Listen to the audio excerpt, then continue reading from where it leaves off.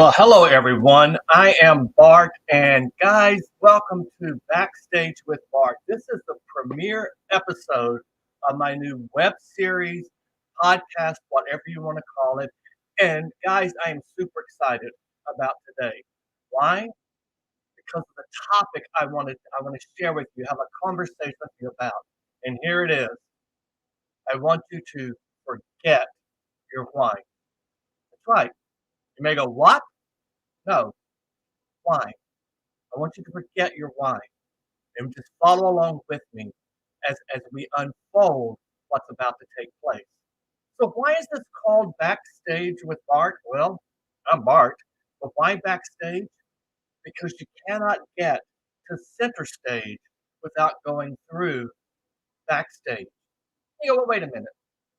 What if I run down the aisle, jump the orchestra pit, and land on center stage? Congratulations. Security will haul you off backstage. Now, when I was really thinking about what to do, I knew I wanted to do this podcast again. If you remember a few years back, we had a web series that my brother by another mother, Rudy, and I did, and it was just, a conversation with Rudy and Bart. And we went live every day and just had a conversation. And I knew I wanted to do something different. I just did not know what. And things happen for a reason, and things come to you for a reason. I don't remember exactly how I discovered this. Here's what I discovered. Out on Audible, I discovered this book. It's called Illogical by Emmanuel Acho. Now, you may not know who Emmanuel Acho is. I do. I've never met him yet. Emmanuel, if you're watching, I read your book.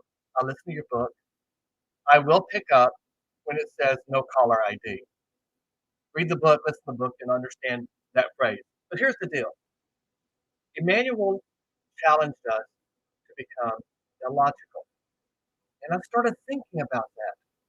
And one of the very first things that he challenges us to do is to forget our goals. You go, wait, what? I mean, my first reaction, what? You got to have goals. Here's the problem with goals. You set a goal, you achieve it, and you kick back and party. I hit my goal.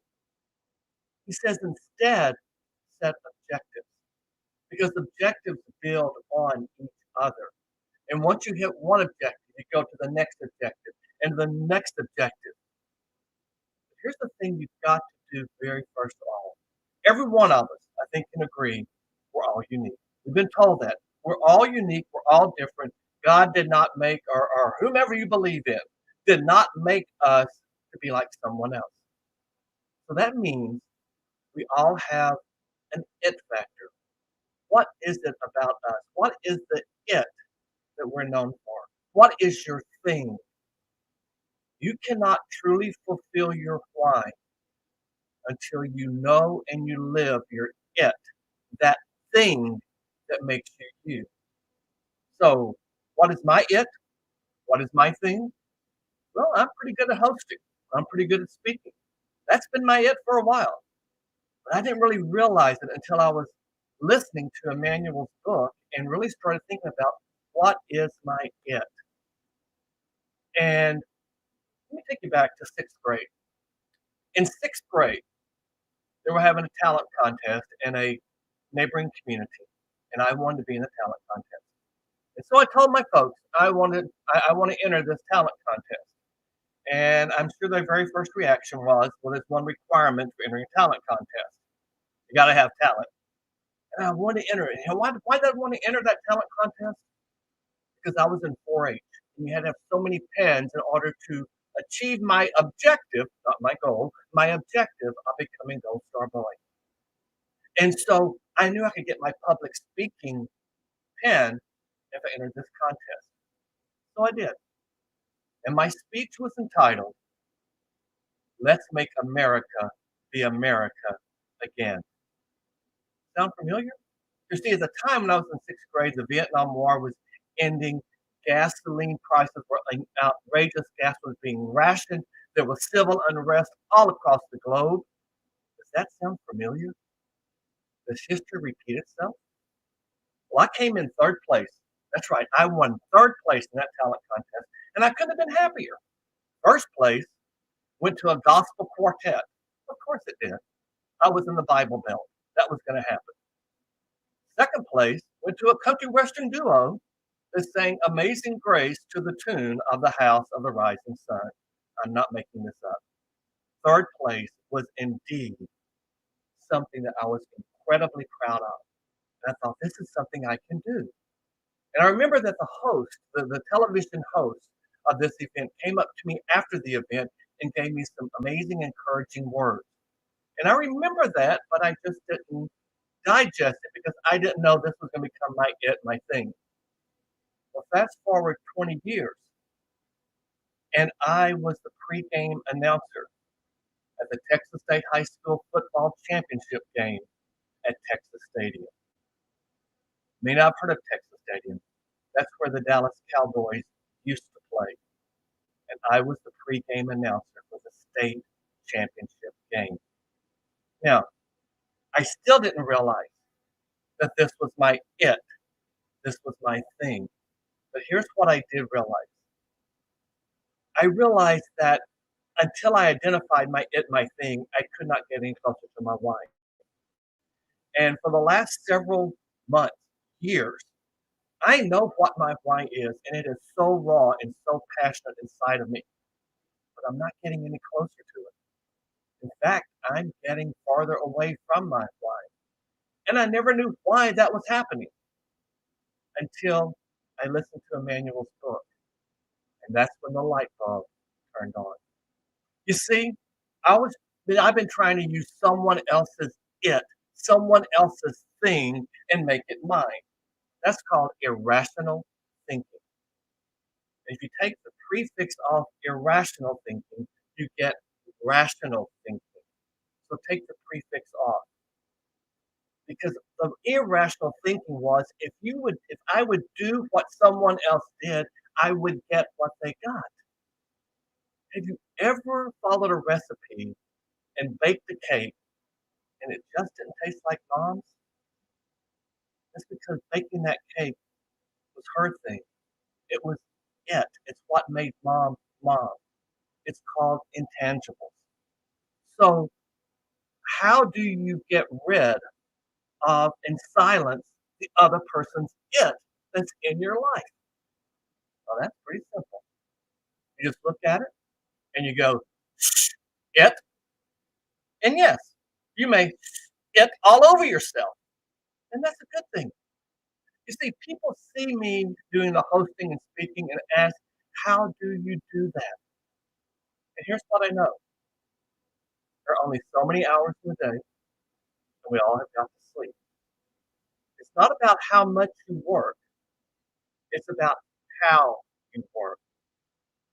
When you're doing your it, your thing, you're not working. You're achieving your objectives. You're beginning to fulfill your why. I can't get to my why until I use my it, my thing, to reach my objectives. And thus, that's why we're talking today. So you might ask, okay, Bart, so you're doing this thing, you're doing your it. Does it financially support your lifestyle? And the response is, not yet. You see, most of the hosting I do for free. But it puts me in the company of multimillionaires. I've done hosting for governors, for world leaders, for A-listers in the entertainment world. It was free at Texas Stadium. I won third place. I got a medal, a little trophy in sixth grade. But here's the thing to always remember. It is better to be prepared and never ask than to be asked and not prepared. You expect the unexpected. Remember I mentioned that at the top of the call, Emmanuel, I'll answer if it's caller ID, no caller ID on my phone. Because you see, he had two of those that came to him after he started on his journey. He was Emmanuel Acho played football at the University of Texas, up in Orange. As you can see from my coffee cup, there's the connection. He went on to have a professional career. He got injured. He's now an Emmy-winning sportscaster, columnist, broadcaster, podcaster. He had a very enlightening and enticingly beautiful book podcast that he put out a few years back called Uncomfortable Conversations with a Black Man. Powerful. That first no caller ID he got came from Matthew McConaughey. Second one, Oprah. You see, you have to expect the unexpected. You have to be prepared and never ask than to be asked and not be prepared. So, what is my why? What is this thing that I'm now making into objectives to achieve my why? My why is working with aspiring artists and showing them how to fulfill their passion without compromising their artistic pursuit. You can look at the wall here in my studio. It's a no-brainer. But I have gotten to know many people in that industry, whether they're vocalists just starting out, whether they're dancers, whether they're on stage in movies. There's one young man that I met probably 10 years ago because he just celebrated the 10th anniversary. He was in the Broadway show News, and I met him and I got to know him. And I thought, wow, this is a pretty powerful young man. He's got a lot of talent here. And I watched him, and as I watched him, my why started to come into fruition. And I started to see why I wanted to do what I do. And then he left Newsies. I thought, why are you leaving Newsies? God, you're like the main one. And he went on to another show, and to another show. And he ended up being in Hello Dolly with Bette Midler. And he's in Steven Spielberg's West Side Story. But here's what I learned from watching. He identified his it. He identified his thing. And until he put himself out there into other areas, doing other things with that it wasn't going to happen. And the same is true for you with your daily pursuit. It's the pursuit of your it and your thing. You can pursue your it. You can pursue your thing without ever compromising your daily pursuits. You might think, well, I'm a parent. I got kids. I got to run to soccer. Do this and this. And I'm going to ask you, what is your why? And many people say, my why are my kids. I can't relate to that. I don't have any kids. Here's what I can relate to. If I were to ask you, okay, if your kids are your why, what are you doing to really build and create that why? And you may say to me, well, I'm holding down 2 jobs. I'm also doing some babysitting. I do some house cleaning on the weekend. And my response to you is why? Is that your it? True story here. I grew up poor out in the country. Even though I did a talent show, grew up poor out in the country. My mother's it, she was a phenomenal baker. She made the best pies you would ever put in your mouth. And I learned something many years ago about how to eat pie. Most of us cut that pie and we start at the very front. But no. You eat the crust first. Why? Because you save the best bite for last. So mom made great pies. She made great cakes, coconut cake, red velvet cake, German chocolate cake. She made divinity and fudge at Christmas. And she did this because she gave it to people in the community. And my dad died when I was not too long after 6th grade. And I would watch mom continue to make these pies and give them away. And I kept thinking, why are you doing this? It costs money. We don't have any.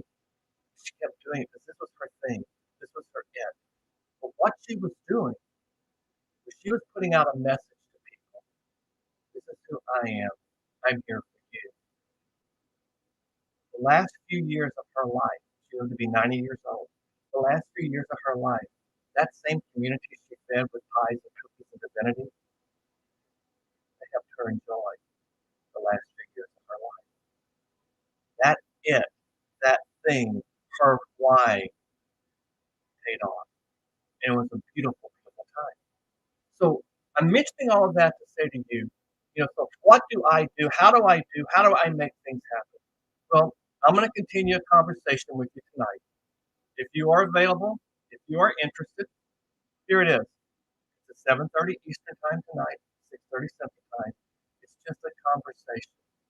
What I'm going to show you is what I do in the meantime to benefit my thing, to propel it into my why. So join me tonight. Just shoot me an instant message if you're interested. I'll send you again that Zoom and that password for it. But here's the thing I want you to think about and to remember. I'm not here to sell you anything. I'm not here to share anything more with you than to share with you what I'm doing. Because one of the things I'm doing is I'm learning. I'm learning how to build a better life for me by capitalizing on my it and my thing. We have another web series we're starting also. It'll be coming up real soon. Watch for it. It's entitled Snack and Chat. That's right, Snack and Chat. It's with my brother from another mother, one of my mentors. So you're going to hear about Big D and Bart on Snack and Chat. So watch for it. It's going to be a raw conversation. I absolutely love this guy. His background, his story is just unbelievable. Here's what I want you to leave you with. And it's this, my final thought. It goes back to my mom and what she did. And here it is. I can teach you how to cook. I can't teach you how to be hungry. And in the words of one of my mentors, Steve Jobs, that's right. He says, stay strong, stay hungry. How hungry are you? How hungry are you to take your it, to take your thing, and make it come to your why, and make your why the reason you wake up every single morning?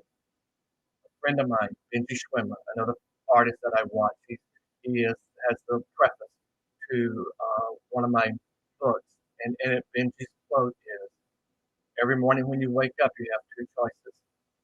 You can stay in bed and continue to dream, or you can wake up and chase them. Did you wake up this morning? Are you hungry? What is your it? What is your thing? Manual, I'm waiting for that no caller ID call. Until next time, this is Bart, and I'll see you backstage.